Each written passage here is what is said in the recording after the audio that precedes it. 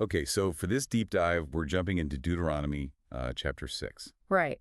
And it kicks off with this real sense of foundational importance. These aren't just suggestions. No, definitely not. It says these are commands, decrees, laws, Hmm. given for a specific purpose, right? Oh, yeah. For living well in the land they're about to enter. Exactly. And it connects obedience, like fearing the Lord directly to, well, living a long time and things going well for them. It's very practical from the outset. That promise of flourishing, of prosperity, it's tied straight to following these instructions carefully. And then, boom, right near the start, you get what's arguably the absolute core of it all. The Shema, hear, O Israel. Love the Lord your God with all your heart and with all your soul and with all your strength. It's total, all encompassing. Yeah, not just a piece of you, but everything. Oh. Heart, soul, strength. And it mentions having these commands upon your hearts. Which is such a key phrase, isn't it? It's not just about knowing the rules intellectually. Right, it's got to be internal, Yeah. deep inside. It has to be part of who you are, driving your actions from the inside out. So if that's the core of this, like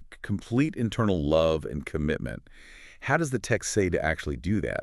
How do you keep it there on your heart? Well, it gets incredibly practical, almost mundane in a way, but powerful. It talks about teaching your kids. But not like formal lessons necessarily. Well, it's about constant conversation. Impress them on your children.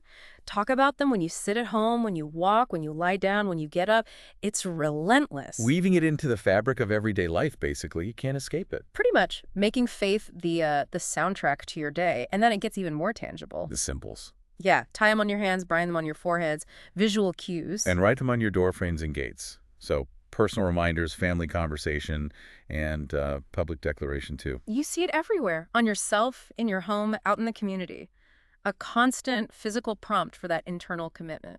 Okay, but then there's this really interesting warning that comes up about what happens after they settle in. Ah, yes. The prosperity trap. Right. It paints this picture. Right. Big cities they didn't build, houses full of good stuff they didn't fill, wells, vineyards.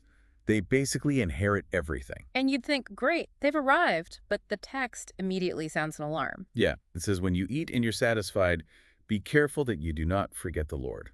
Forget the one who gave it all to you. It seems counterintuitive, but abundance is shown as this moment of real spiritual danger. That's when you're most likely to drift, maybe start looking at the gods of the people around you. Exactly. It warns against that directly because God is described as a jealous God.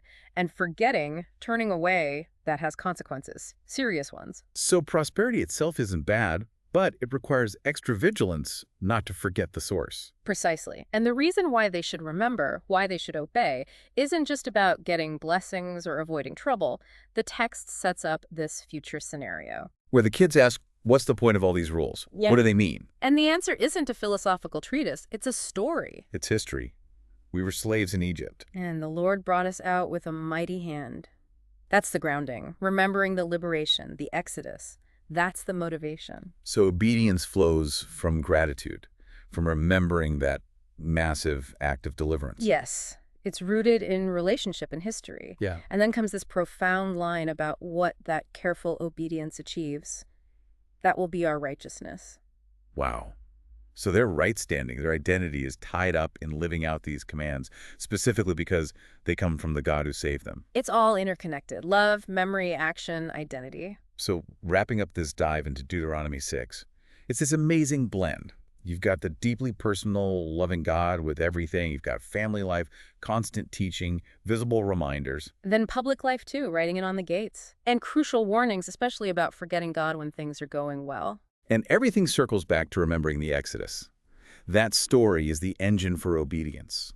And that obedience, that careful living out of the commands, is presented as their righteousness. It's a whole system designed for generational faithfulness, really, keeping that identity alive. Which leaves you thinking, doesn't it? Yeah. That focus on explicitly teaching the story, the why behind the rules to the next generation. How vital is that act of passing down history and purpose for any group trying to make sure its core values actually last? Something to chew on.